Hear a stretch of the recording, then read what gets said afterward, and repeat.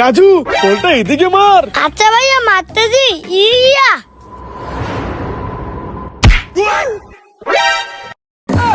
ওরে বাবারে আমি পালাই। হ্যাঁ আমার গায়ে বল মারিস, তাহলে বলটা শুধু নিতে হয়, দেখাচ্ছি মজা।